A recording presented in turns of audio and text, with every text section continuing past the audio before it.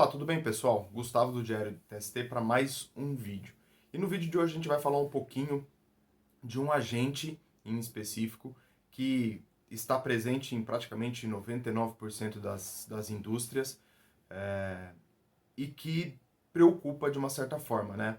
Quem que não teve dentro da sua organização, dentro da sua empresa, algum colaborador que apresenta um estresse, ou algum colaborador que é hipertenso, ou algum colaborador até que perde o rendimento da produtividade e que muitas vezes não tem uma explicação ou um motivo aparente, né? E aí você vai olhar e ele está com uma exposição ao ruído significante e isso está interferindo no dia a dia do trabalhador. Então, o que fazer, né? O que a gente deve olhar? Como é que a gente reconhece isso? O que eu devo? Quais são as consequências dessa exposição?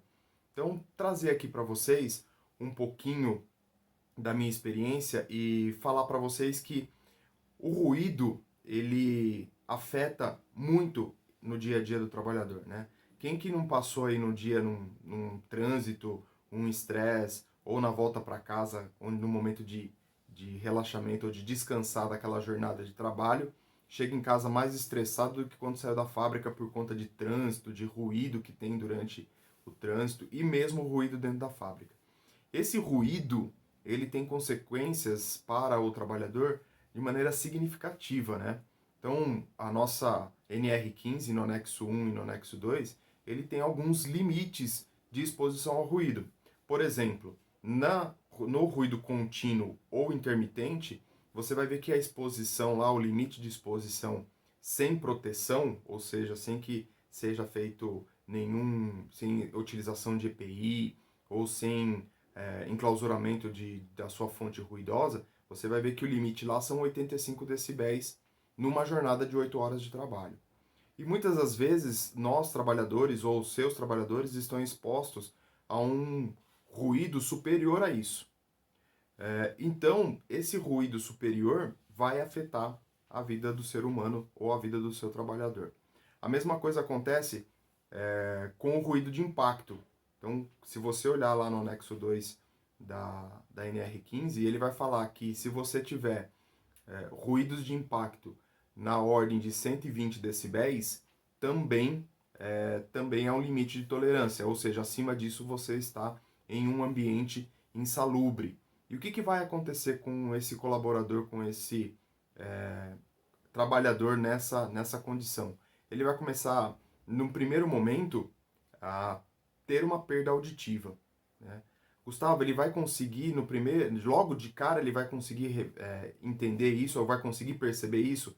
Não. E aí é a grande dificuldade, né?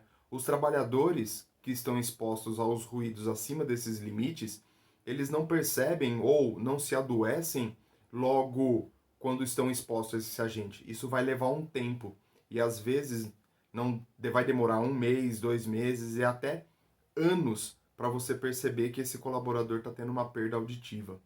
Então é muito importante que a gente consiga olhar para o ambiente de trabalho e identificar esse ruído acima do limite de exposição para que a área de segurança do trabalho ou quem está administrando ou gerenciando essa área consiga identificar essas fontes e consiga minimizar isso.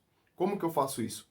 Volto a falar, a NR15 e a NHO têm os artifícios, as fórmulas e as maneiras de você conseguir detectar se você está acima ou abaixo desse limite de exposição. O que fazer vai de cada empresa, vai de cada organização, vai de cada técnico de segurança do trabalho. Olhar para a empresa, olhar para a realidade de que ele está vivenciando naquele momento e adotar as medidas cabíveis para aquela exposição acima do limite de exposição.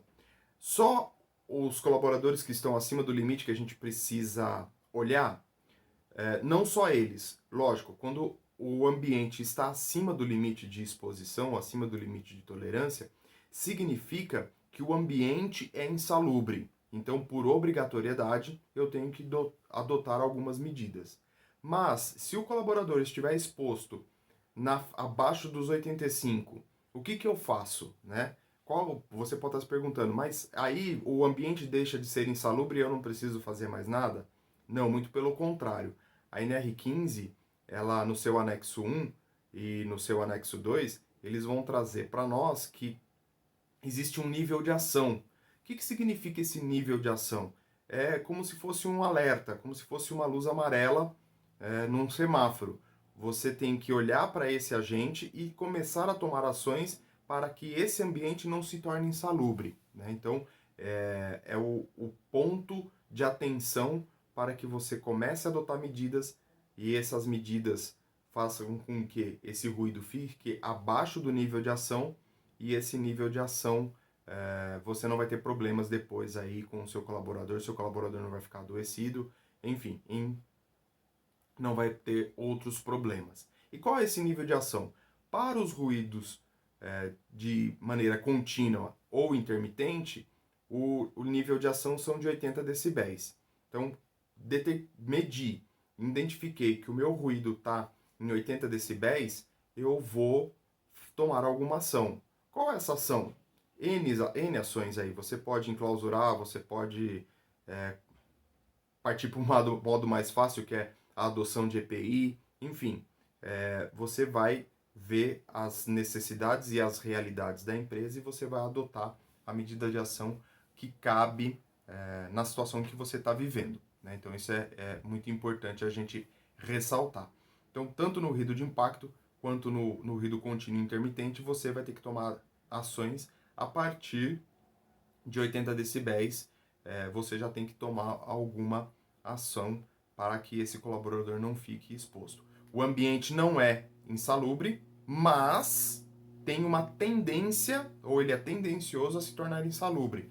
Então, de 80 para 85, ele tem uma tendência de se tornar um ambiente insalubre. Qualquer modificação de processo, qualquer máquina que você deixe de fazer alguma manutenção, esse nível muda e aí ele já se torna insalubre. Por isso, esse alerta e esse nível de ação. Abaixo disso, eu estou numa região onde ele é insalubre e eu não preciso adotar nenhuma medida. Então, o melhor dos mundos, o ideal é que você faça com que o seu colaborador e o seu ambiente de trabalho esteja abaixo dos 80 decibéis. Se possível, você fazer com que esse ambiente seja abaixo dos 80 decibéis sem precisar fornecer EPI para o seu colaborador, né? Então, você faz as medições, registra o valor abaixo de 80 e você não precisa disponibilizar o EPI para exposição ao ruído.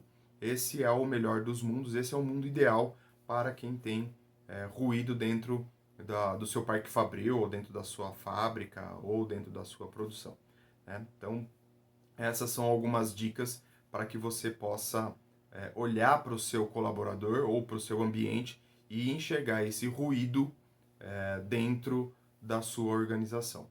Eu fico por aqui, como sempre, no link abaixo que tem os canais de comunicação do Diário do TST, Instagram, Facebook, YouTube, que vocês já estão assistindo. Não se esquece de se inscrever, de ativar o sininho, de comentar, de compartilhar esse vídeo, para que a gente possa continuar gerando conteúdo para vocês, para que a gente possa evoluir na segurança do trabalho e criar ambientes e tornar os ambientes de trabalho mais salubres ou mais saudáveis para os nossos trabalhadores. Eu fico por aqui e até mais, pessoal!